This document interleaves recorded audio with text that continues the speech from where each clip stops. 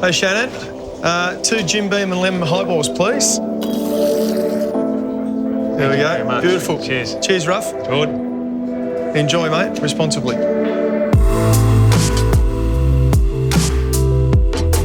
When we got drafted, it was quite comfortable coming into the system. I mean, we were nervous, obviously, coming from the country, but it felt like we were coming from a long way back.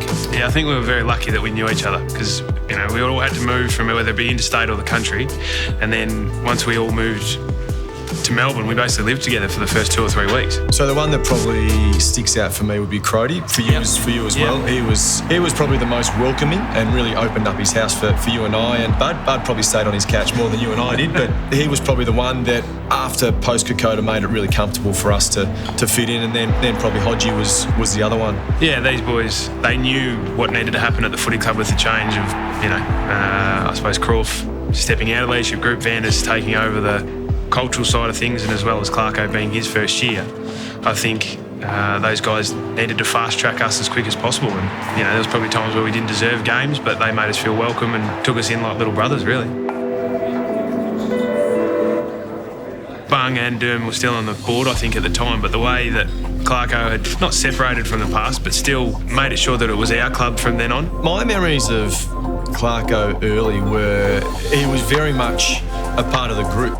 I've never seen someone in my time in football as passionate as he was to really try and fast track the development of the younger guys.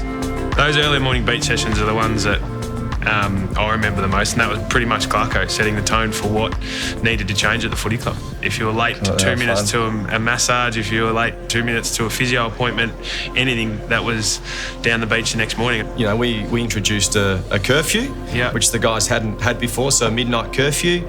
So it was about, hey, let's start to get professional.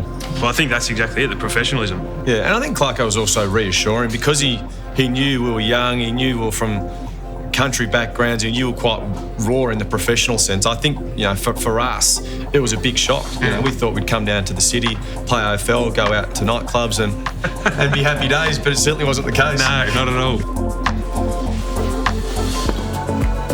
When we first played our first final series in 2007, I think that next year when we started off 9 and zip maybe, or that Friday night game against Geelong, the week that Hodgie had Cooper, and we only lost to them by 2 or 3 goals, I think. And then Monday, when he came in and said we can win the flag, is actually when I think we as players started to believe that we could actually do something special. Seeing the experience that Crawf had not played finals for a period of time. And so for me, it was always thinking about success with a guy that, one, as a kid, you looked up to and thought he was an absolute superstar. But then once you meet him and play with him, that confirms your thoughts. And anything in that game, you can forget the first, forget the second. To write the script with Dewey coming back and then doing what he did in the third quarter, along with a few other players, was unbelievable. You're sitting there and you're actually thinking at 3/4 time, could we actually do this? And are we going to be premiership players? Now Drew could kick this, and he has. He's had the best 5 minutes of his footy life, and that includes the 04 grand final. I had a different experience, I suppose, but I thought because I was so nervous that I weighed in before the game at like 3.5 kilos under what I weighed in the previous weeks. I was sitting there and I remember I just started to sweat. I'm like, God, I'm not in a good shape here. So then Lucy came and picked me up. Then I was in bed for the next couple of weeks. So all the celebration was We were supposed to go to Europe and Hong Kong for 3 weeks. with you and Dewey. And I went with Dewey instead. Yep. So how'd that go? Well, the boys, the story goes that we came back with an extra person in body fat. Yeah, the attitude in 2009 wasn't great. We just thought it was going to happen. I think, you win a flag at 21, you think, right, this is how easy is this? Year after year after year, and then before we know it, it's round 19 and we're fighting for basically our season.